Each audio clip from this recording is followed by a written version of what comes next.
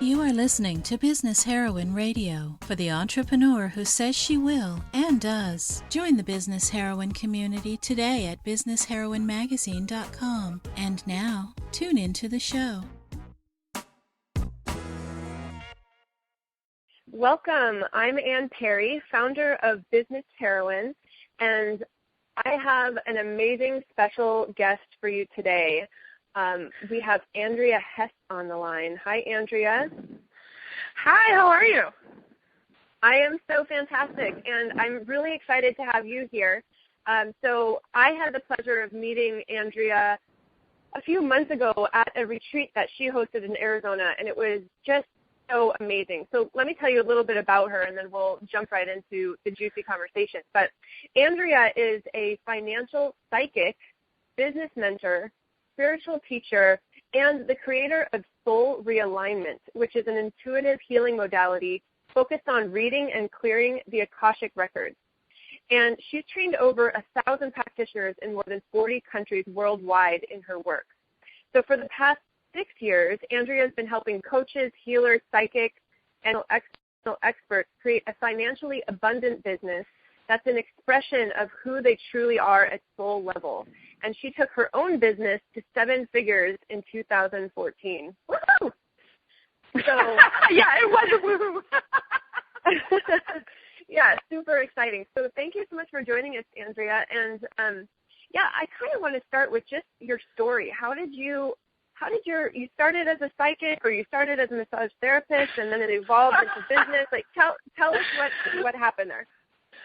You know, it's really funny because never in my wildest dreams did I imagine I would end up here, right? Because really life dragged me kicking and screaming a little bit, especially into the psychic thing, because that was the last thing I wanted, you know. And I was a massage therapist, yoga instructor, and I was open to sort of the new agey woo-woo world. But I ended up taking a class from a friend of mine, and really the only reason I thought I was there was that she needed a website. I had just taught myself how to create them. She couldn't pay me, so we bartered. She was like, hey, if you come to my class for free, will you create a website for me? And I was 4 months pregnant. I had just quit my massage therapy business. I literally had nothing better to do that weekend. And so I sat there on the first night, on a Friday night, and it felt like, you know, the back of my head opened, angels sang, and I went, oh, my God, no, oh my gosh. I don't want to do this, right? Because, I mean, I was just so freaked out. I knew that I would have to go introduce myself as a psychic and automatically be the weirdest person in the room wherever I was, you know. So I was not thrilled with that, but the work was so fascinating, and it felt so natural. Like I was just, throughout that whole class, I was just remembering instead of learning. And so I was just hooked. Like there was no other thing I could have done except go into that work. So very timidly, I did. Yeah. Wow. And so then from there, so that was like basically psychic work. You did the readings and that kind of thing? I started with soul purpose. Right, so I started really, you know, my core expertise is really understanding the soul. I don't know where that comes from, but that just seems to be how I'm wired. And so I was working with people on helping them understand who they are at soul level and their soul purpose. And then my clients started asking me to teach. So I created my modality, and at first, you know, I got permission from my teacher to teach her materials, and then her business kind of folded for a while, and she gave me permission to just take the ball and run with it because my work was so how I had been taught. And she's like, just go do it. You know, change what you need to change. Just do it. And so I created Soul Realignment, which in the beginning, you know, was like a teleclass that I taught for 8 weeks, and then I realized, oh, my God, this is so much content. I really don't want to teach this live, and so it became a product, and now it's this whole video-based course with 4 different levels, essentially, and it's just taken off. But then what happened was that a lot of the practitioners I was training were asking me, okay, this work is awesome. We love it. How do we find more clients?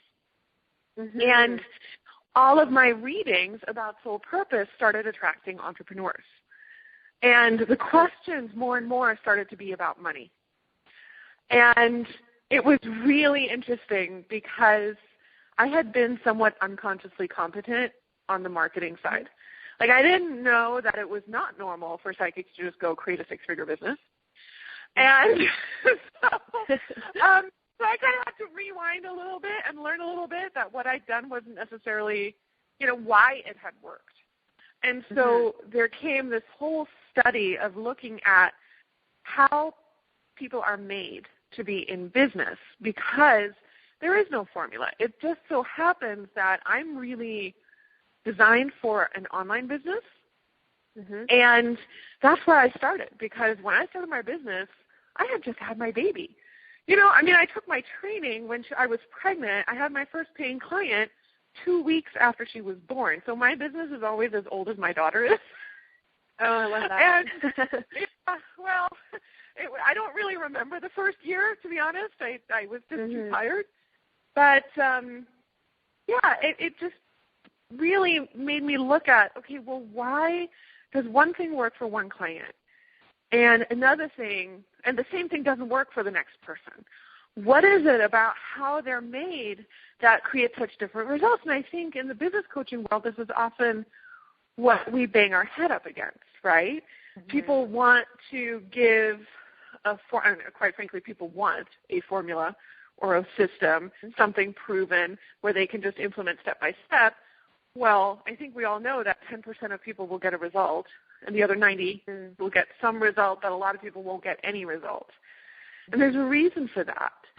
So that's really where my entrepreneurial work has gone, is just really looking at how we're made to create money. And it really is based on who we truly are. And we're all different. Yeah, I love that so much. It's so true. Like, if you aren't aligned with your business, it just doesn't work, and you're setting yourself up for struggle. And I remember at your retreat that I was at this past November with my friend Amanda Aitken, it was so amazing because basically, so for everyone listening, if you ever get a chance to work with Andrea, take it, because it was, half an hour, I think, each person had on this hot seat in this retreat where we looked at business models and, that kind of thing. And every single person, something completely different emerged. And and the way that you asked questions, Andrea, was just extracting the essence of what is true for them. And Amanda and I came out with these completely different, it's like the essence of what works for us in business is totally different. Hers was like the Wild West, and mine was calm, serene. And it's like, if we had to swap and I had to go Wild West and she had to go calm, serene, we'd both be going crazy. I would be like absolutely ADD all over the place, and she'd be pulling her hair out bored. So yeah, it's fascinating. And you'd be miserable, right? And that's not the right. point. The point for us to have a business, I really think there needs to be more focus on us creating a business that feels like, we're taking a bath in like chocolate or something. It just yes. Right? And yes, we have to overcome resistance when we're doing something new and different. But in the end, I am a firm believer that working hard is completely overrated, and we should have a blast. Like, why otherwise are we doing this? And when our business fits us like a glove, of course, we serve at the highest level, right? And we also happen to make oodles of money. And the funny thing is, it's not hard. This perception that making money is hard, I am always blown away how easy my very best months in business are. It's crazy. I love that. That is, that's like a complete paradigm shift. Like the higher income months are actually easier. So tell us, let's talk about those brand new entrepreneurs today, like those who are just kind of peeking behind this curtain into this world of entrepreneurship going, is this possible for me, and can I do this? What do you think is the biggest issue that they're facing? Well, I think today the biggest issues are definitely just the vast amounts of information available. And how many options there are and the amount of noise in the marketplace, right? So if you think about it, technology has gotten very easy, right? So there is absolutely no barrier to entry, right? Anybody can put up a slick website, call themselves an expert, whether they are or not, quite frankly, and put themselves out there, and it creates just a lot of noise that's not so easy to cut through. At the same time, brand new entrepreneurs are completely overloaded with the amount of noise out there, and there's so many different things. It looks like we have to learn. Oh my God, I have to learn this, and this, and 80% of what new entrepreneurs think they have to learn isn't even appropriate for them, because it's not going to create income for them, right? Because it's not how they're made. So I see people want to get really good at doing their online marketing funnels and webinars and whatnot, when really they're designed for networking and speaking. And they don't really need to know all of that, and they need no more than a basic web presence, right? So there's a lot of time wasting going on. But I think the key for brand new entrepreneurs is to stop studying so damn much and running to the money, because money is our greatest spiritual teacher. It is our greatest teacher, and the more we delay, I find a lot of, I have students, and I just, I'm like, have you made an offer today? It's like, are you making offers? Are you asking people to buy? Because, so many people say, oh, I've got to get my business off the ground. I'm getting my business ready. Well, that can take a year, depending on, how long you let that go on. But that's not a business. That's fixing to get ready to have a business. And people can get so lost in bells and whistles, and I should have this and I should have that, and they construct this elaborate system sort of behind the scenes and spend months on it and getting it right, and then they launch it, and the world doesn't give a shit. Oh, my gosh, yes. This same thing happened to me, Andrea. I have to say exactly what you're talking about. And what finally worked was when I basically got laser focused on the only thing I was focusing on was sales. And it was like, it's going to be sloppy, but it's going to happen. And that's what made it happen. And it was like my very first launch, like the big launch I did, plan A was like the perfect internet marketing launch. And then it was like crickets.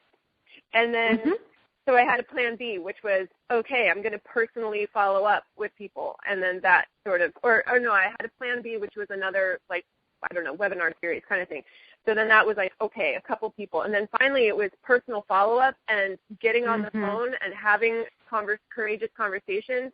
And that's what finally worked. And I'm so grateful for that experience, because it's not that the perfect internet marketing, launch can't work. But it didn't work for me, and it also was a lot of, like you said, fixing to get ready to have this perfect, like, picture-perfect business where it's like, well, and having clients is business. Right. Yeah. The thing is, too, what really makes us good at marketing and sales is actually engaging with people, with real people, having an actual real conversation with the people that we want to serve. Now, new entrepreneurs avoid sales conversations like nothing else, right? Because we've all been taught not to ask for money. And so the very conversation that teaches us so much about our market is the conversation we're avoiding. And, there's what I see is people try to substitute experience with information. And those are two very different things. You can take a course in, I don't know how to launch something, and follow all the steps and get zero results because experientially, first of all, people don't embody it, right? So the thing that makes money happen, I want to really talk to this, if I may. Yes. There's one thing that determines how much money we're going to make, and that is our, I'm going to get all metaphysical, embodied vibrational state. So it is not the vibrational state of our thoughts or our feelings, but of our bodies. our physical state. So our physical body is vibration. We are a bunch of vibrating particles. We are, even though we look solid, right? Everything is. And actually, the amount of money we attract is based on our physical vibrational state. If there's like one thing people can take away from this conversation, it's that. Because you can change your thoughts to become more abundant and knowledgeable. And in your head, you're changing the world, and that will attract imaginary money, right? So then you're thinking abundantly, but it hasn't been grounded into the physical dimension. It's not embodied. So, you know, people, and it's funny because we put ourselves into this dissonance. You know, I know a lot of people who are amazing entrepreneurs in their heads, right? So they've studied a lot, and they have vision, and they're thinking big, and their mindset is great. They just haven't done anything. And so they don't, and so they're broke, right? Very knowledgeable, very broke. And we're here to have a human experience, not a human, you know, fount of wisdom or knowledge or plan, right? So, a human blueprint, no, a human experience. And so it's really when we move into new action that's what shifts our vibrational state. And that, and not because the action is so productive. I mean, obviously we have to open the doors to money. But the actual doing of the thing that may make us money, that changes vibrationally who we really are at the physical level, and that's what allows money to come in. And once we're aligned to a certain dollar amount, as long as we keep the doors and windows of opportunity open for the universe, it's really hard to not make money. I mean, that sounds ridiculous, but it's just like, that's why it's easy to make money once you're aligned to the money. Just throw open some doors and the money has to show up because that's what you're congruent to.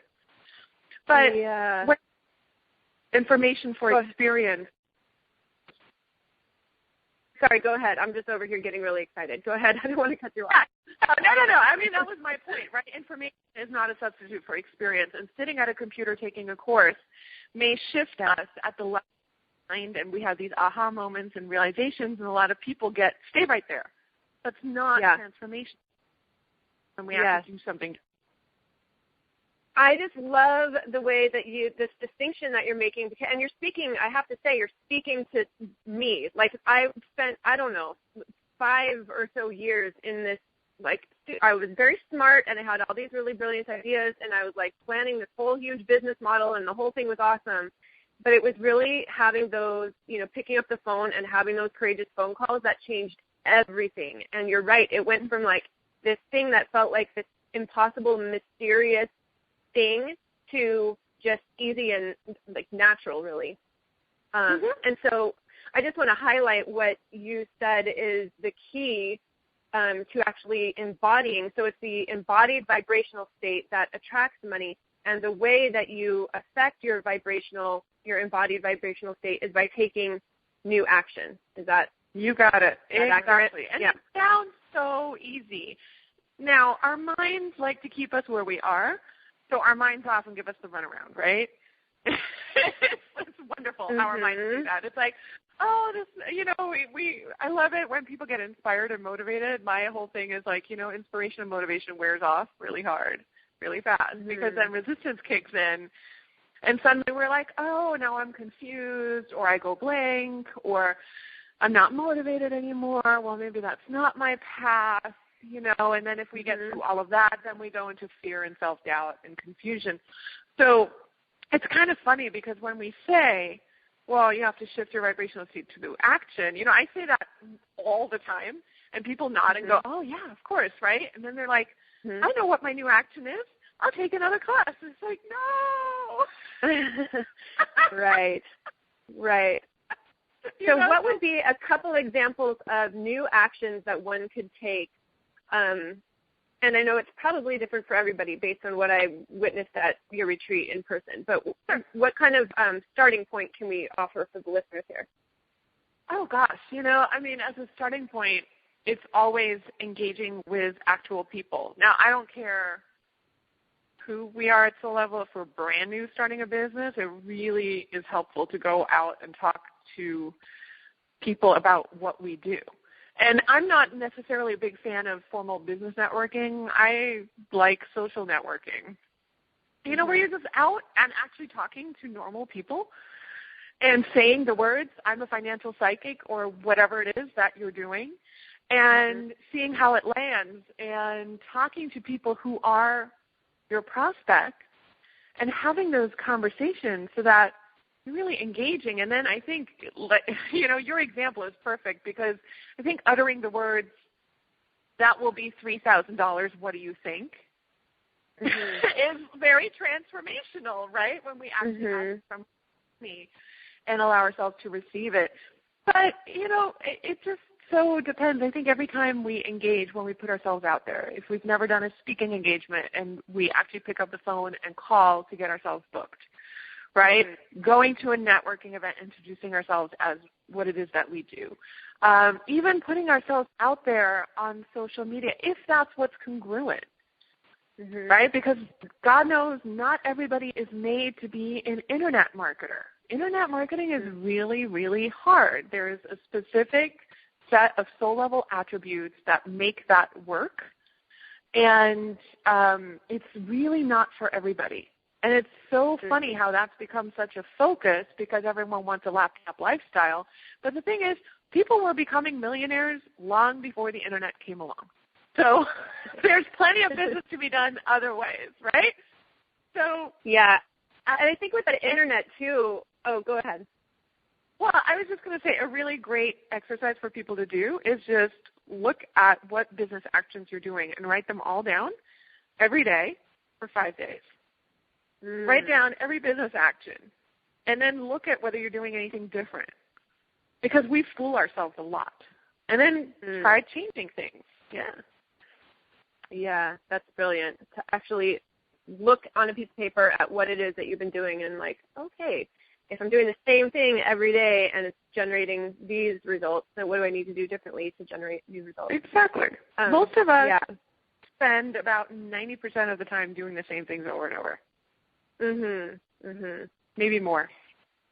Yeah, that's a great exercise. So good. Okay, so many juicy nuggets. So I want to circle back to what we talked about a few minutes ago, which was that, you know, you shared in your own experience some of your biggest income months were also the easiest. And I actually had a conversation the other week of, it's like when things feel really hard, it can sometimes be that we're not thinking big enough. It's like the huge goal is really just, if we all of a sudden 10 times, multiply our goal by 10 times or multiply our vision by 10 times, the thing that feels really hard is now just a stair on a staircase, as opposed to like a huge cliff that we have to traverse or something.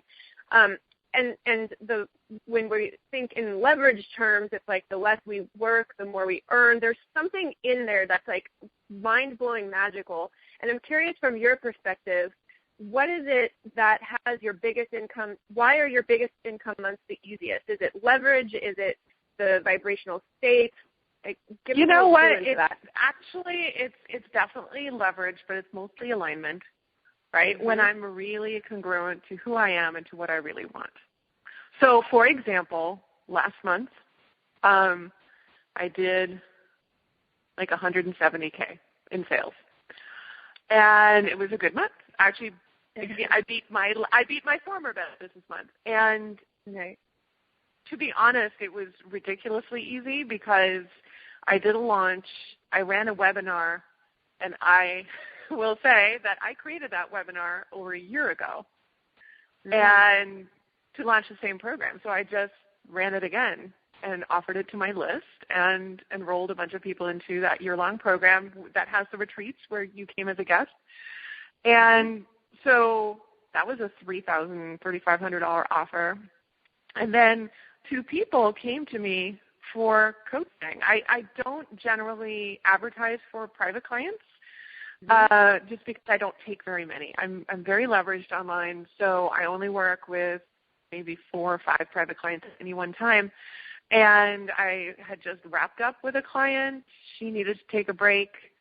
And so I had some spots. So I enrolled a couple of private clients that but literally emailed me and said, I really want to coach with you, right? So it was one of those, okay. And, that kind of thing, though, happens when you've built a great relationship with people over time. So, a lot of the people that enrolled into a $3,500 offer just from a webinar, these are people that have bought from me before, right? So over time, we also build not just a prospect base, but a client base that's more likely to stay with us, to purchase from us again. And so things also get easier just because we have long-standing relationships. If we consistently deliver, right? If what we offer, if we're great at sales but not so great at delivery, then, we're always fighting an uphill battle, right? And then we really have to develop our expertise. But if what we are selling is really good, people do come back again and again. So, but overall, it's what I'm vibrationally aligned to, income-wise, yes.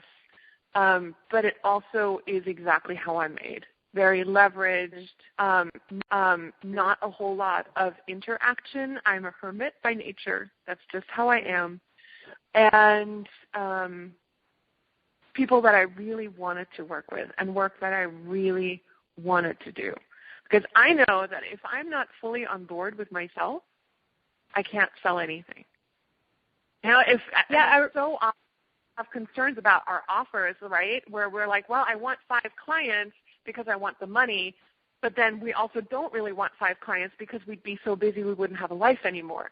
And so then sabotage ourselves. So a lot of our work is to just really be so honest with ourselves. And that's where self-knowledge and self-mastery really serve us. I spend so much time going, okay, what is it that I really want right now?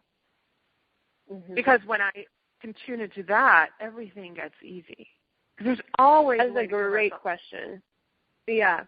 Honestly, what is it that I really want right now? That's another good writer downer for everyone tuning in now. Yeah, that's awesome. I've had clients where nothing was working. Had a conversation about it. Turns out that what they thought they wanted wasn't actually what they wanted, and so they were self-sabotaging unconsciously every step along the way. It happens. Totally. Yeah, I often say that there's these 2 fears that we deal with as entrepreneurs. One is the fear of failure and falling flat on our face, and it's like, oh my gosh, I put everything into this dream and it didn't work. Then it's like, now what? Now what is there? And then the other side of that is there's success. Go ahead.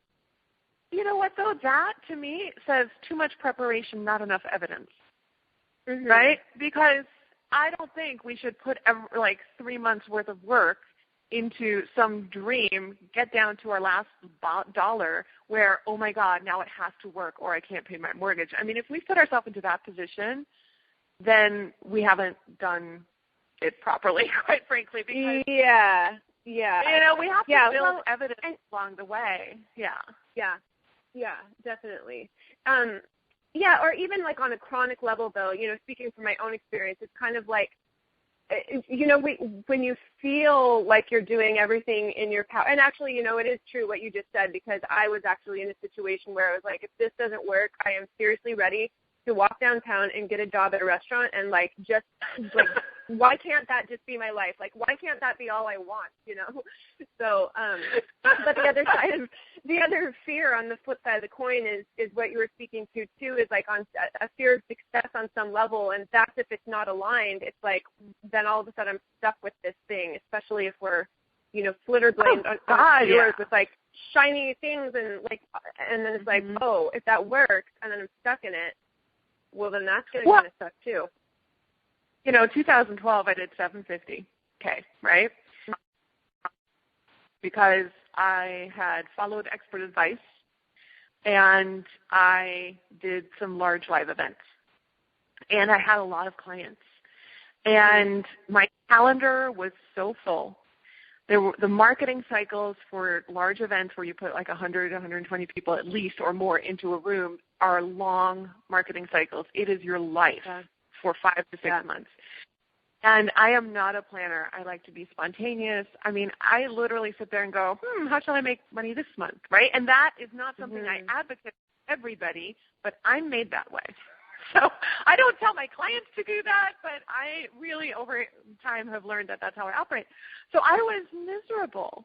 So in 2013, I dismantled a lot and had to really go, wow, I have all this money, but I'm really not happy.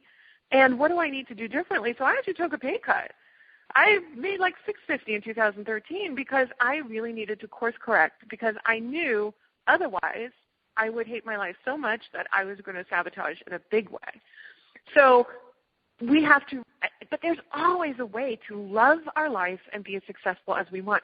I'm constantly looking around. I have entrepreneurial friends, and they're in high six figures, and they seem to be really busy all the time. I don't want to live that way.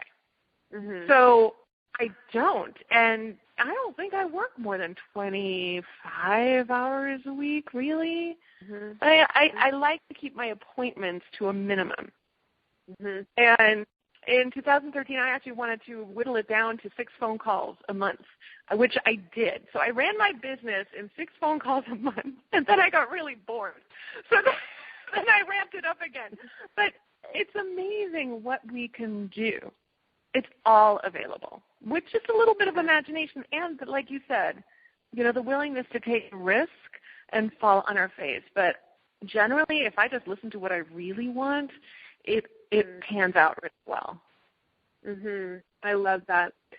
So tell us, how can our listeners get more of you? How do, especially about this, money stuff, what is a way that they can get more?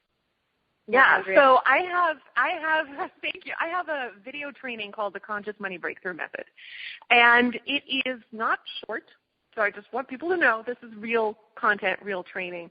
And I really created it in order to illustrate this whole system of how do you take everything that we are, our visions, our ideas, and everything, and really get grounded with it.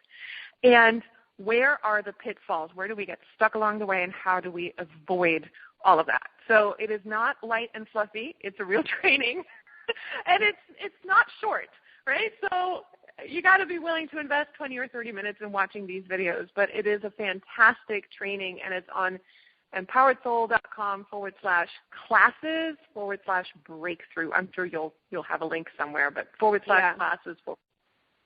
And I'm just making that available just for your listeners. So, thank you so much. Yeah, I highly recommend taking advantage of this because, I just want to kind of bring us to one other point is these numbers that you're talking about. Like, your income is awesome and phenomenal. $750, $650 at a pay cut.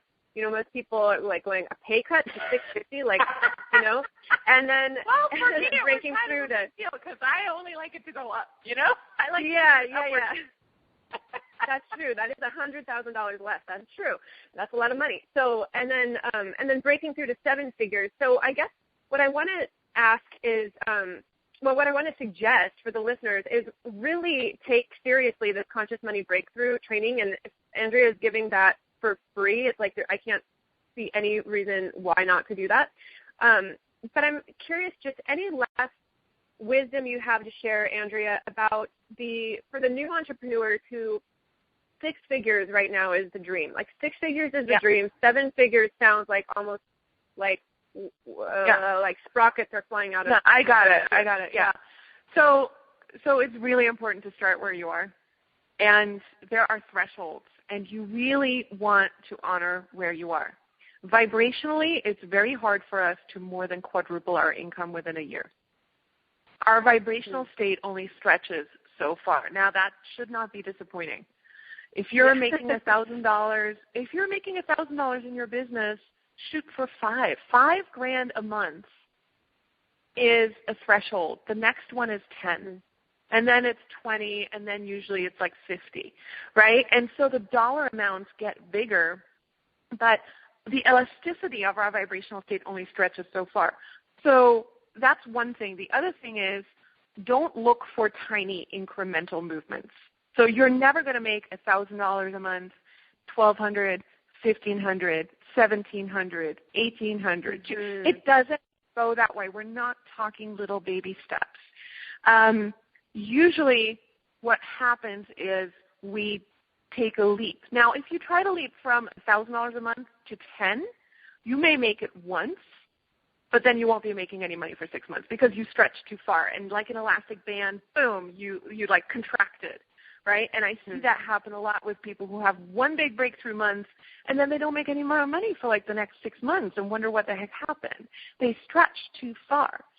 But what you want to do is shoot for like a tripling, and it will take massive new action. It will take doing things very differently in your business. You can't just keep doing more of the same. It's about different. And then shoot for